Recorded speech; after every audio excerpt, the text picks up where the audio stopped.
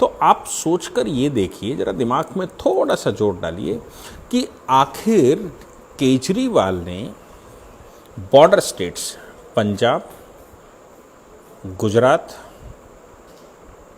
और हिमाचल और उत्तराखंड क्यों रखा है? जम्मू कश्मीर में वो अभी जा नहीं सकते क्योंकि थोड़ी सी समस्या है जम्मू कश्मीर में, अभी वो फुल फ्लैश खुला नहीं है। नहीं तो हो सकता है वो जम्मू कश्मीर में भी जाते और सरकार भी जम्मू कश्मीर में बना लेते। तो आखिर जो स्टेट्स पाकिस्तान के बॉर्डर से लगते हैं, जो स्टेट्स चीन के बॉर्डर से लगते हैं, ख़ासतौर से पाकिस्तान के बॉर्डर से लगने वाले स्टेटों में ही वो कॉन्सेंट्रेट क्यों कर रहे हैं? और आईबी की जो रिपोर्ट रहती है इंटेलिजेंस ब्यूरो की, वो रिपोर्ट कभी भी सार्वजनिक नहीं की जाती। आईबी की रिपोर्ट या तो कंसर्न मिनिस्टर को, जो केंद्रीय मंत्री हैं, चूँकि केंद्रीय एजेंसी है, केंद्रीय मिनिस्ट्री को, वो भी सेक्रेटरीट को पता होती है। उसके बाद उसमें से जितना अंश सरकार को बताना होता है उतना सरकार को पता होता है। सरकार के हेड को होम मिनिस्टर को पता होता है, डिफेंस मिनिस्टर को पता होता है। वो मतलब एक कैबिनेट है जिनको पता होता है। इसके अतिरिक्त किसी भी व्यक्ति को आईबी की रिपोर्ट पता नहीं लगती। हाँ, आईबी के नाम से लोग खेल जरूर खेलते हों, लेकिन अरविंद केजरीवाल ने एक प्रेस कॉन्फ्रेंस करते हुए, जिसमें भगवंत मान भी आज तो नशे में नहीं होंगे, मैं ये मान कर चलता हूँ अभी वो नशे में इस तरह की कॉन्फ्रेंस में तो नहीं होंगे, लेकिन अरविंद केजरीवाल ने ये कहा कि गुजरात में हम सरकार बना रहे हैं, अभी हम थोड़े मार्जिन से आगे हैं। आज की तारीख में अगर चुनाव हो जाए, आईबी ये कहती है कि आज की तारीख में अगर चुनाव हो जाए तो फिर हम थोड़े मार्जिन से आगे चल रहे हैं, सरकार हम बना रहे हैं। और भारतीय जनता पार्टी कांग्रेस के साथ इस समय बैठकें कर रही है, कांग्रेस के साथ इस समय षड्यंत्र कर रही है, ऐसा उनका मानना था।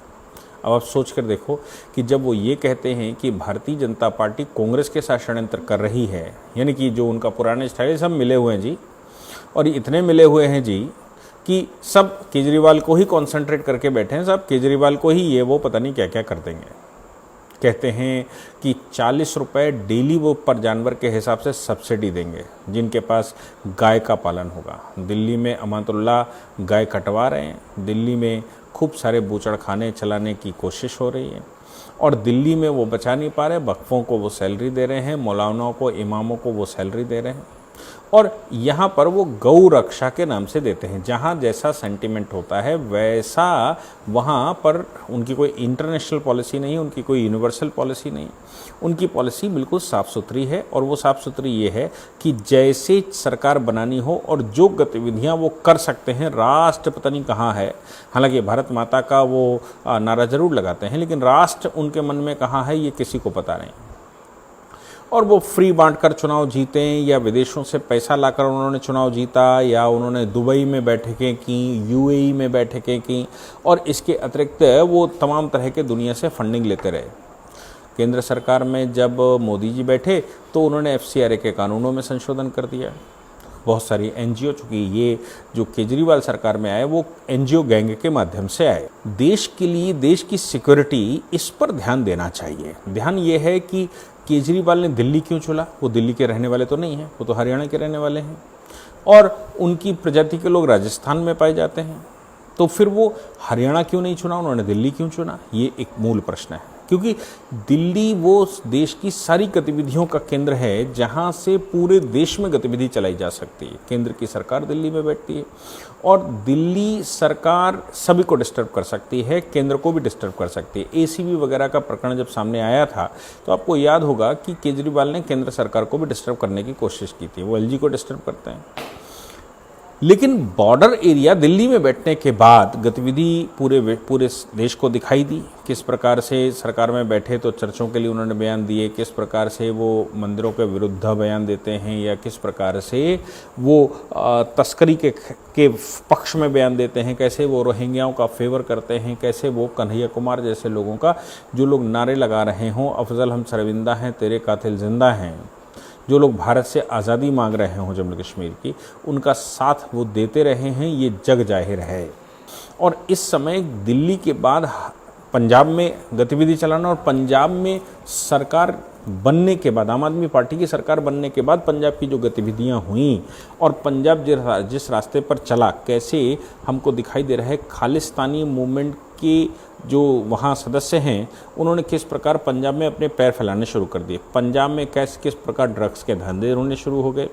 उड़ता पंजाब मूवी को सपोर्ट करने वाले लोग आज सत्ता में वहाँ पर हैं और ये भी सूचनाएं लोग दे ही रहे हैं कि वहाँ पर नशे का कारोबार बढ़ता ही जा रहा है।